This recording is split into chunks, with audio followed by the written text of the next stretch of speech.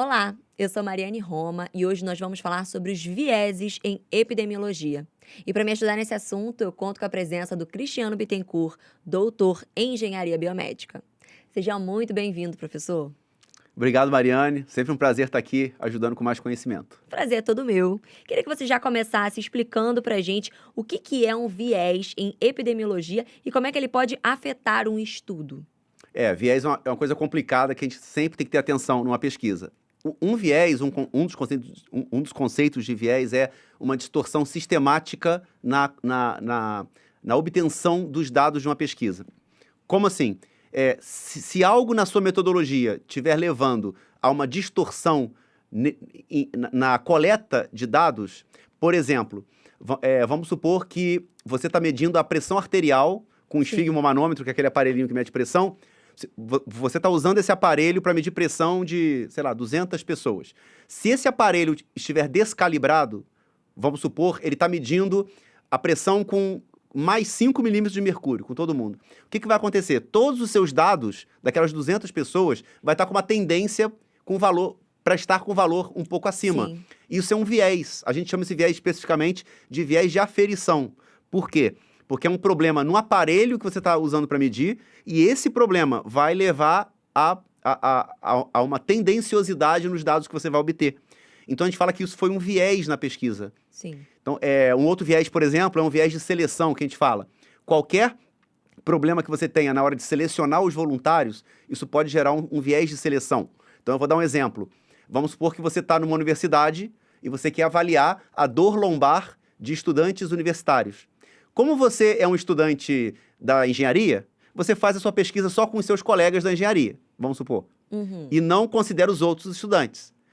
O que pode acontecer? Alunos de engenharia têm perfis diferentes, um perfil diferente do que aluno do direito, do que aluno de saúde, e esse perfil diferente pode ter a ver com a dor lombar.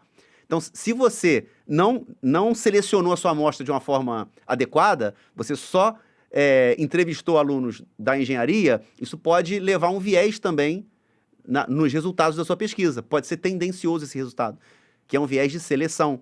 Então, vieses, eles podem estar presentes num estudo, e isso afeta o quê? Afeta a conclusão do estudo. Com certeza. Se eu tenho dados que não são confiáveis, eu não consigo concluir de forma confiável.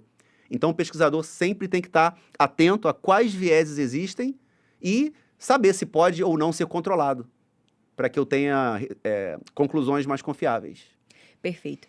Agora, você poderia diferenciar entre erro aleatório e erro sistemático em estudos epidemiológicos? Então, o erro aleatório, como o nome já diz, ele é um erro sistemático que acontece de forma irregular e de forma aleatória. Então, quando você coleta um dado, você tem que assumir que algumas respostas, alguns dados que você obtém, ele tem ali uma influência do acaso.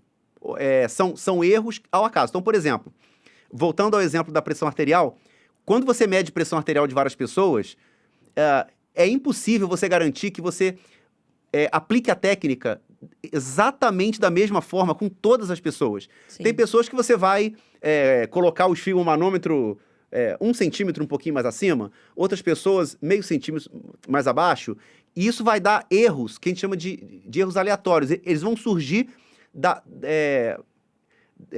derivado dessa repetição.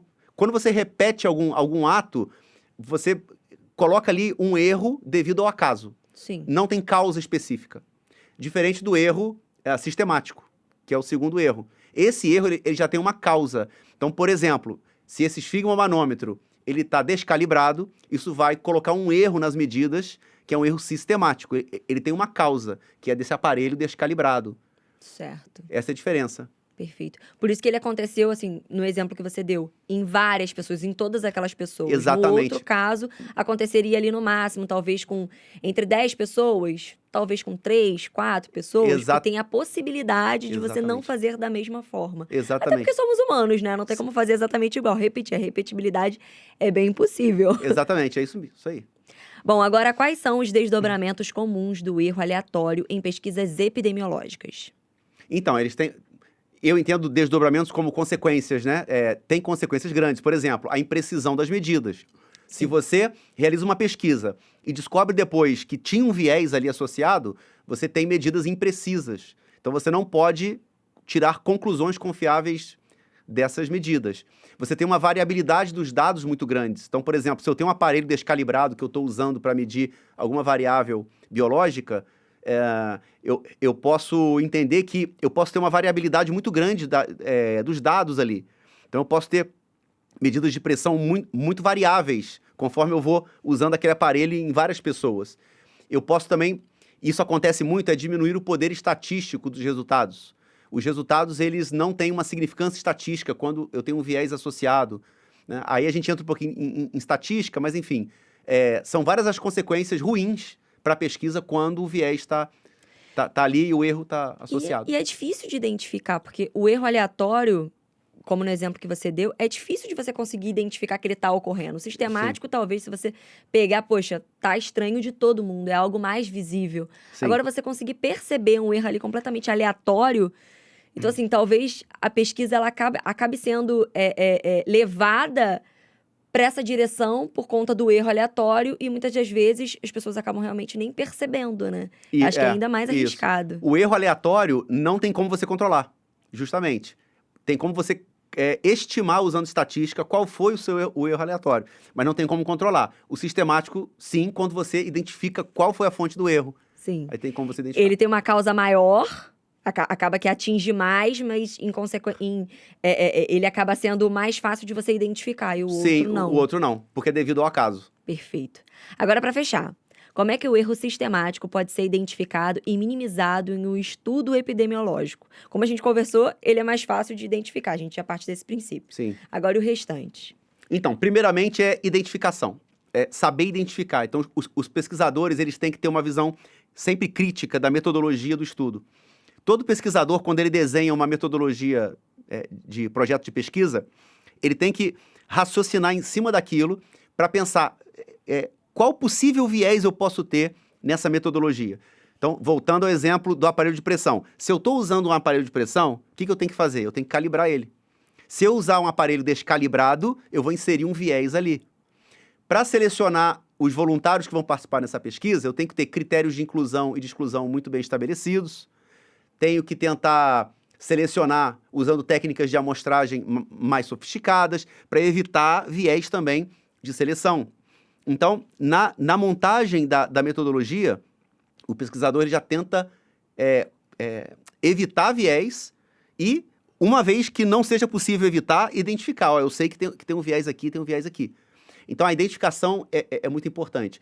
Também outra coisa, quando o pesquisador manda um trabalho para uma publicação numa revista científica, existem ali pares, revisores, que vão avaliar a pesquisa, a metodologia e os resultados para ver se, por um acaso, não tem nenhum viés ali. Legal. Então, além do pesquisador, quando a pessoa vai publicar numa revista, também tem essa análise de pares que ajudam a identificar esses vieses, né?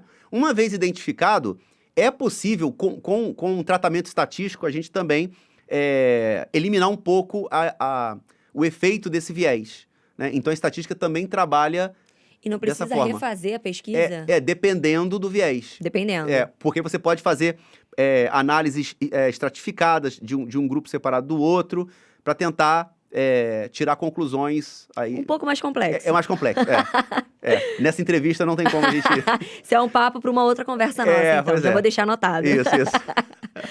Bom, é isso. Chegamos ao final, professor, mas eu queria agradecer você pela presença e também por todo o conhecimento. Muito obrigada. Muito obrigado, Mariane. Estou à disposição. Espero que vocês tenham curtido aí o conhecimento. Com compartilhamento certeza. de conhecimento. Obrigado. Obrigada.